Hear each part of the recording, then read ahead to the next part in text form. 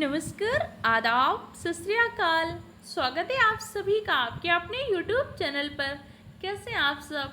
आशा करती हूँ आप सब बहुत अच्छे होंगे और बहुत अच्छे तरीके से अपनी पढ़ाई को कर रहे होंगे। आप सभी के एग्जाम के लिए एक बूस्टर सीरीज चल रही है। इसमें हम हर चीज़ के प्रीवियस ईयर क्वेश्चन पेपर को डिस्कस कर रहे हैं। जैसे कि आप सभी का यूपी पेट का पेड बैच चल रहा है, उसमें हम हिस्ट्री को, पॉलिटी को, इकोनॉमिक्स को, साइंस को प्रॉपर डिटेल तरीके से पढ़ रहे हैं। लेकिन हम पढ़ तो रहे हैं, लेकिन क्या हम जो चीज़ें पढ़ रहे हैं एग्जाम से इम्पोर्टेंट है, एग्जाम रेलेवेंट है कि नहीं? ऐसा तो नहीं हम कुछ भी पढ़ते जा रहे हैं। तो उसी लिए आप सबके यूट्यूब में एक सीरीज स्टार्ट की गई है, बूस्टर सीरीज। इसमें हम क्या करेंगे, प्रीवियस ईयर क्वेश्चन पेपर को डिस्कस कर लेंगे कि भाई जो आप पढ़ रहे हो क्या सच में ऐसे क्वेश्चन प्रीवियस ईयर में आए हैं, और कौन से प्रीवियस ईयर डिस्कस कर रहे हैं जो कि यूपी ट्रिपल एस या यूपी पीएससी कराती है।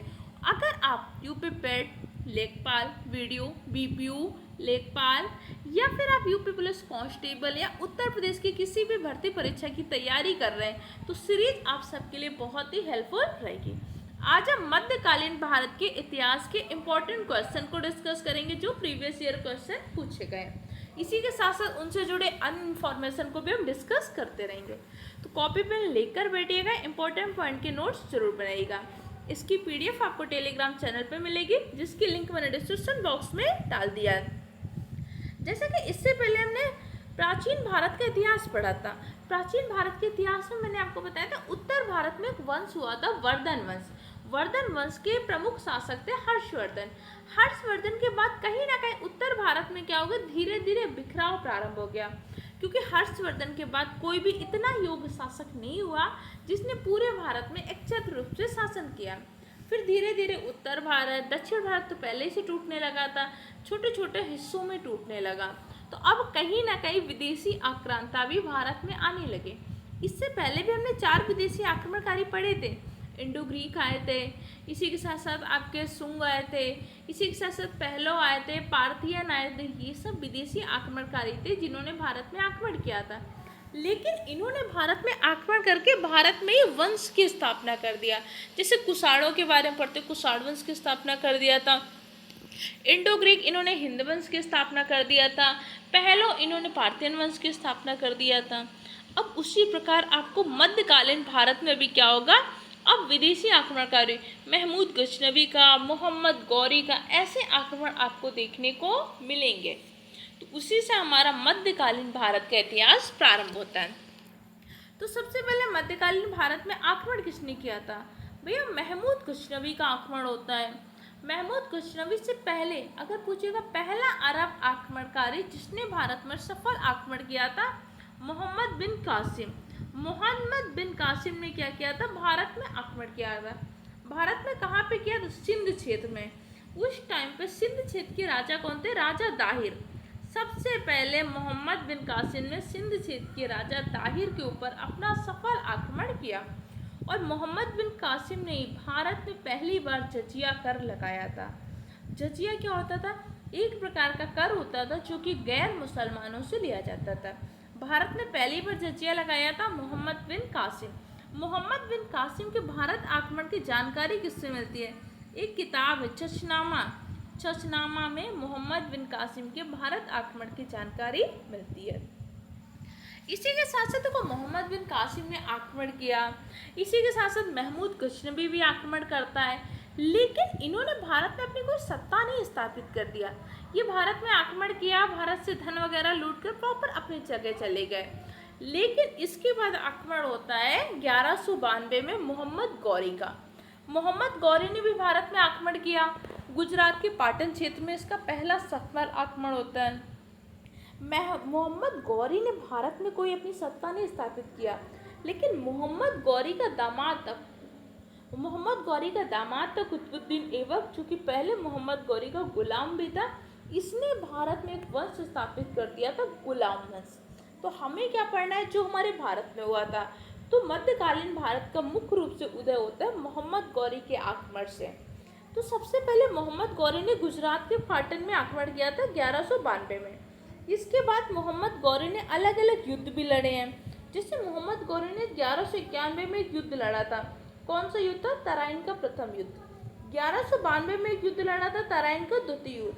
ये दोनों आपके लिए इम्पोर्टेंट है। इससे पहले भी गुजरात के पाटन क्षेत्र में आक्रमण होता है, 1178 में होता है, वो आपके लिए इम्पोर्टेंट नहीं है। बस ये पूछ सकते हैं कि मोहम्मद गौरी का भारत में पहला सफल आक्रमण कहाँ पे था? गुजरात के पाटन क्षेत्र में। 1191 में एक युद्ध लड़ा जाता है, तराइन का प्रथम युद्ध। तराइन का प्रथम युद्ध लड़ा जाता है मोहम्मद गौरी और पृथ्वीराज चौहान के मध्य। तराइन का द्वितीय युद्ध भी मोहम्मद गौरी और पृथ्वीराज चौहान के मध्य। तराइन के प्रथम युद्ध में मोहम्मद गौरी पराजित हो जाते हैं, पृथ्वीराज चौहान युद्ध जीत जाते हैं। बाद में फिर से क्या करता है मोहम्मद गौरी, क्या करता है, अब जयचंद की सहायता ले लेता है। जयचंद की सहायता से तराइन के दूसरे युद्ध में 1192 में मोहम्मद गौरी ने क्या कर दिया? पृथ्वीराज चौहान को पराजित कर दिया, और पृथ्वीराज चौहान क्या हो गया? पराजित हो गया। और इस युद्ध को जीत किसने लिया? मोहम्मद गौरी ने युद्ध को जीत लिया। देखो, आपने ये सारी चीज़ें वहाँ पर डिटेल से पढ़ी हैं, तो हो सकता है कि अगर आपने इससे पहले हिस्ट्री नहीं पढ़ी होगी थोड़ी सी टफ लग रही होगी, क्योंकि वहाँ पे हमने सारी चीज़ों को बहुत सिस्टमेटिक वे समझा है। यहाँ तो हम कम टाइम में रिवीजन करने की कोशिश कर रहे हैं, क्योंकि मुझे पता है आप बैच में पढ़ तो रहे हो, रिवीजन तो खुद से कर नहीं रहे हो। भैया आपका तो एग्ज़ाम निकालना मेरी जिम्मेदारी है, इसलिए आपको रिवीजन भी करा रही हूँ। अब इसी के बाद 1192 में जब तराइन का द्वितीय युद्ध होता है, तराइन के द्वितीय युद्ध में सहायता किसने किया था? जयचंद ने। जयचंद ने सहायता किसके कर दिया था? जयचंद ने सहायता कर दिया था मोहम्मद गौरी की। जयचंद कौन है पता है क्या? जयचंद जयचंद की पुत्री कौन थी पता है किसी को? जयचंद की पुत्री थी संयोगिता। संयोगिता के स्वयंवर में ही क्या हुआ था? जयचंद और पृथ्वीराज चौहान के मध्य में मतभेद हो गया था, क्योंकि संयोगिता अपना विवाह किसके साथ करना चाहती थी? पृथ्वीराज चौहान के साथ। फिर क्या होता है? पहले तो जयचंद सहायता कर देते हैं, फिर मोहम्मद गौरी ने क्या कर दिया था? जयचंद को भी पराजित कर दिया था। जयचंद से एक युद्ध लड़ा था 1194 में। कौन सा युद्ध था? चंदावर का युद्ध। चंदावर का युद्ध किसके किसके मध्य होता है? चंदावर का युद्ध होता है मोहम्मद गौरी और राजा जयचंद के मध्य। चंदावर वाला क्षेत्र वर्तमान में कहाँ स्थित है? चंदावर के क्षेत्र उत्तर प्रदेश की इटावा जनपद में। इटावा जनपद में कौन सी नदी है? यमुना नदी। आगरा कौन सी नदी के तट पर है? यमुना नदी के तट पर है। इटावा में एक और नदी प्रवाहित होती है, चंबल नदी। चंबल नदी किसकी सहायक नदी है? चंबल आपकी यमुना की सहायक नदी है, ध्यान रखिएगा। इसी के साथ साथ कन्नौज पर महमूद गजनवी के आक्रमण के में शासक कौन था? जब इन्होंने आक्रमण किया था उस टाइम पे कौन था? राजपाल वहाँ का शासक था। मोहम्मद बिन कासिम कहाँ का था? पहला अरब यात्री जिसने क्या किया था? भारत में सफल आक्रमण किया था। मोहम्मद बिन कासिम का पहला आक्रमण कहाँ पे था? सिंध प्रांत में। सिंध के राजा कौन थे? ताहिर। और भारत में जजिया लगाने वाला पहला शासक कौन था? मोहम्मद बिन कासिम। इसी के साथ साथ महमूद गजनवी ने क्या किया था? सोमनाथ मंदिर को लूटा था। महमूद गजनवी ने भारत में लगभग 17 बार आक्रमण किया। इसका सबसे प्रसिद्ध आक्रमण कौन सा था? सोमनाथ मंदिर का आक्रमण। महमूद गजनवी ने जब क्या किया था? आक्रमण किया था, उस टाइम पे वहाँ पर चालुक और सोलंकी वंश का शासक था गुजरात में। तो सोलंकी वंश का कौन शासक था? भीम प्रथम। भीम प्रथम उस टाइम पे सोलंकी वंश का शासक था। यह क्वेश्चन ऐसे पूछ लेता है, जब महमूद गजनवी ने गुजरात पर आक्रमण किया था तो उसका सामना किस शासक के साथ हुआ था? भीम प्रथम के साथ हुआ था। दिल्ली का प्रथम मुस्लिम शासक या दिल्ली सल्तनत की स्थापना किसने किया था? कुतुबुद्दीन ऐबक ने। कुतुबुद्दीन ऐबक ने कौन से वंश की स्थापना किया था? कुतुबुद्दीन ऐबक ने गुलाम वंश की स्थापना किया था। कुतुबुद्दीन ऐबक किसका गुलाम था? कुतुबुद्दीन ऐबक मोहम्मद गौरी का गुलाम था और बाद में मोहम्मद गौरी का दामाद बन जाता है। 1206 में इसने एक नया वंश स्थापित कर दिया, वो वंश था गुलाम वंश। कुतुबुद्दीन ऐबक ने अपनी राजधानी किसको बनाता है? लाहौर को अपनी राजधानी बनाता है। कुतुबुद्दीन ऐबक ने कोई भी सुल्तान की उपाधि धारण नहीं किया था, ये मलिक सिपह सलार की उपाधि के साथ शासन किया था। 1206 से लेकर 1210 तक इसने शासन व्यवस्था को संभाला था कुतुबुद्दीन ऐबक ने। कुतुबुद्दीन ऐबक ने क्या किया था? कुतुब मीनार का निर्माण कार्य प्रारंभ करवाया था। क्लियर हो क्या? इसी के साथ साथ अगला क्वेश्चन देखते हैं। एक घटना परिणाम रहित विजय कथन है अरबों द्वारा सिंध विजय के संदर्भ में किसने कहा था? लेनुपोल ने कहा था। लेनुपोल एक प्रसिद्ध इतिहासकार है जो अक्सर लोगों के बारे में इन्होंने लिखा और इनकी लाइनें पूछता है। जैसे लेनुपोल ने हुमायूं के बारे में भी लिखा है कि हुमायूं जीवन भर लड़खड़ाता रहा और लड़खड़ाते लड़खड़ाते इसकी मृत्यु हो गई। तो किसने लिखा था? लेनुपोल। इसलिए लेनुपोल के कथन पूछते हैं, आपको पता होने चाहिए। गजनी वंश का संबंध किससे? अल्पतगेन से। अल्पतगेन का ही दामाद कौन था? सुबुक्तगेन था। क्लियर? मोहम्मद गौरी से जुड़े कुछ इंपॉर्टेंट पॉइंट को डिस्कस कर लेते हैं। ये वो क्वेश्चन है जो आपके एग्जाम में पूछे गए हैं और जो मैंने आपको फ्री में नोट्स दिए हैं। आप देखिएगा हर एक पॉइंट उसमें डिटेल से लिखा हुआ है। तो इससे एक चीज़ तो आपको समझ में आ रही होगी कि जो आप एग्ज़ाम में पढ़ रहे हो या जो बैच में पढ़ रहे हो या जो आपको नोट्स दिए जा रहे हो आपके एग्ज़ाम से रेलिवेंट हैं कि नहीं है। बस ऐसे पढ़ते जाइए, मेहनत करिए। और आप सबकी पता है बहुत जल्द पेट की एग्ज़ाम डेट आने वाली है, उसकी तैयारी भी कीजिए। मध्य एशिया का शासक जिसने 1192 में उत्तर भारत में जीता था कौन था? मोहम्मद गौरी। मोहम्मद गौरी ने 1192 में कौन सा युद्ध लड़ा था? तराइन का द्वितीय युद्ध। तराइन का द्वितीय युद्ध किसके किसके मध्य में हुआ था? पृथ्वीराज चौहान और मोहम्मद गौरी के मध्य। तराइन के द्वितीय युद्ध में जीत कौन जाता है?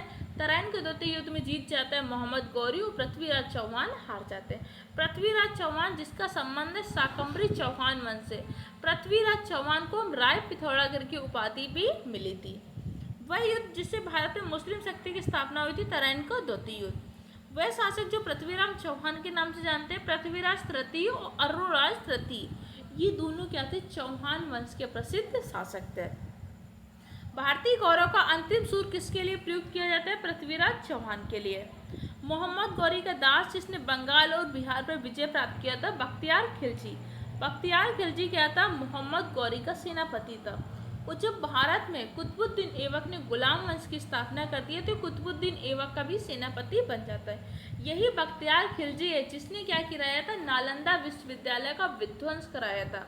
नालंदा विश्वविद्यालय का निर्माण किसने करवाया था? नालंदा विश्वविद्यालय का निर्माण करवाया था कुमारगुप्त ने, जो कि गुप्त वंश के शासक हैं। भारत का विश्व का प्रथम विश्वविद्यालय कौन सा है? तक्षशिला विश्वविद्यालय। तक्षशिला विश्वविद्यालय का निर्माण करवाया था पंजाब के राजा तक्ष ने। और नालंदा विश्वविद्यालय का निर्माण किसने करवाया था? गुप्त वंश के शासक कुमारगुप्त ने नालंदा विश्वविद्यालय का निर्माण करवाया था। किसके सिक्कों पर बगदाद के अंतिम खलीफा का नाम अंकित था? अलाउद्दीन मसूद शाह। अलाउद्दीन मसूद शाह के सिक्कों पर बगदाद के अंतिम खलीफा का नाम अंकित किया गया था। सल्तनत काल कब से कब तक चलता है? 1206 से लेकर 1526 तक। इस दिल्ली सल्तनत के काल में भी आपको अलग अलग वंश देखने को मिलते हैं, जैसे कि गुलाम वंश मिलता है, इसके बाद आपका खिलजी वंश मिलता है, लोधी वंश मिलता है, सैयद वंश मिलता है, ये आपके क्या होते हैं? तुगलक वंश मिलता है। ये आपके दिल्ली सल्तनत के वंश होते हैं। अब 1526 में भारत में किसका आक्रमण होता है? बाबर का। फिर बाबर ने क्या कर दिया? एक नया वंश स्थापित कर दिया, वो मुगल वंश। उससे मुगल वंश के नाम से क्यों जानते हैं? क्योंकि उसमें जो भी शासक बना कहीं ना कहीं उसका संबंध बाबर के परिवार से था।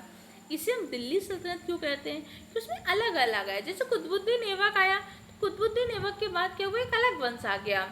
तुगलक वंश आया तो तुगलक वंश के बाद एक अलग वंश आ गया, सैयद वंश। तो अलग वंश आ गया खिलजी वंश, अलग वंश आ गया लोधी वंश। ये अलग अलग वंश आया तो इसलिए इसको हम उस क्षेत्र के नाम से, इसलिए इस काल को हम दिल्ली सल्तनत का काल कहते हैं। 1206 से लेकर 1526 तक। 1526 से 1857 तक के काल में क्या होता है? मुगल सल्तनत चलती है। वो 1857 के बाद भारत से क्या होता है? मुगल सल्तनत प्रॉपर समाप्त हो जाती है और डायरेक्ट शासन किसका प्रारंभ हो जाता है? ब्रिटेन से महारानी का या क्राउन शासन प्रारंभ हो जाता है। दिल्ली का प्रथम सुल्तान जो युद्ध लड़ता हुआ मारा गया था, इब्राहिम लोदी। इब्राहिम लोदी को पराजित किसने किया था? कमेंट सेक्शन में आंसर दे सकते हैं, फटाक से दीजिएगा। अब चलिए गुलाम वंश से जुड़े कुछ इंपॉर्टेंट पॉइंट को डिस्कस कर लेते हैं। गुलाम वंश की स्थापना किसने किया था? गुलाम वंश की स्थापना किया था कुतुबुद्दीन ऐबक ने। कब किया था? 1206 में किया था। कुतुबुद्दीन ऐबक को सुल्तान की पदवी प्रदान किसने किया था? गयासुद्दीन मोहम्मद ने। लेकिन कुतुबुद्दीन ऐबक ने स्वयं सुल्तान की उपाधि धारण नहीं किया।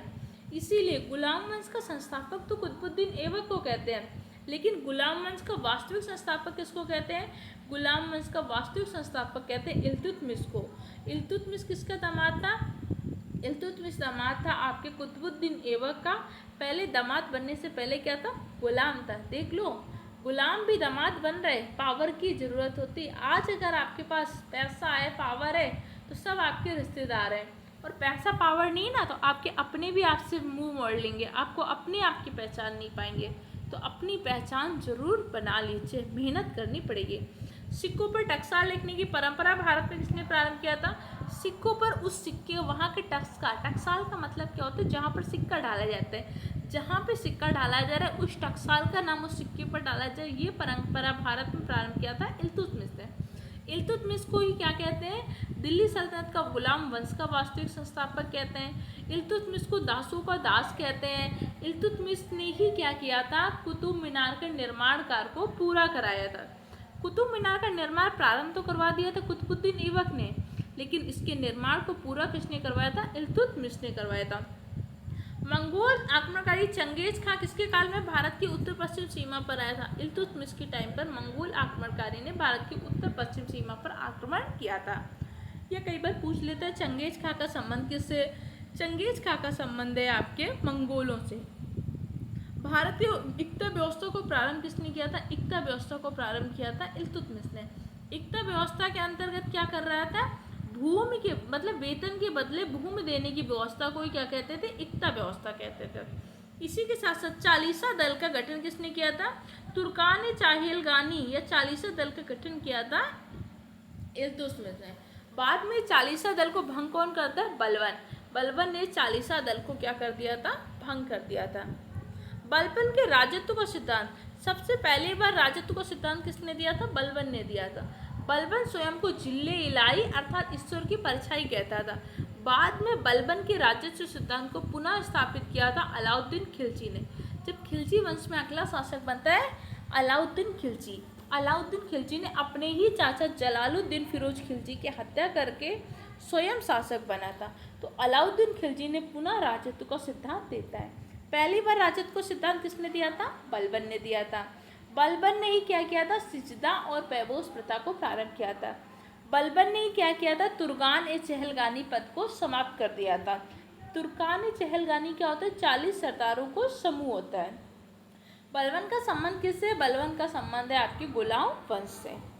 दिल्ली का प्रथम शासक जिसने दरबार में गैर इस्लामी परंपराओं को प्रारंभ किया था कौन है, बलबन। इसने सिजदा और पैबोस प्रथा को प्रारंभ किया था। नौरोज उत्सव मनाना प्रारंभ किसने कराया था, बलबन ने कराया था। रक्त और लौ की नीति में विश्वास कौन करता था, रक्त और लौ की नीति में विश्वास करता था आपका बलबन। बलबन के काल में विद्रोह करने वाले बंगाल का गवर्नर था। बंगाल के टाइम पे बंगाल में तुगरिल खान ने विद्रोह किया था। ये क्वेश्चन बहुत बार एग्जाम में पूछा गया, इसलिए इसको ध्यान रखिएगा। सुल्तान जिसने गढ़ मुक्तेश्वर उसकी मस्जिद की दीवार पर शिलालेखों में स्वयं को खलीफा कहा, इसने क्या किया था, बलबन ने स्वयं को खलीफा कहा था। ऐसा इसने उत्कीर्ण भी करवाया था गढ़ मुक्तेश्वर की मस्जिद पर। सुल्तान जिसने पूरा 1 वर्ष मेओ के दमन और दिल्ली के निकटवर्ती जंगल कटौती में समर्पित कर दिया था, बलबन। अगली क्लास में हम खिलजी वंश के बारे में पढ़ेंगे। ये वो क्वेश्चन है जो एग्जाम में पूछे गए हैं। इससे आपको आइडिया लग रहा होगा कि भैया एग्जाम में क्वेश्चन पूछता कैसे है। बाकी आपकी पेड बैच में रिवीजन क्लासेस चल रही हैं, उनको पढ़ते रहिए, मेहनत करिए और कोई दिक्कत कन्फ्यूजन हो कमेंट सेक्शन में पूछ सकते हैं।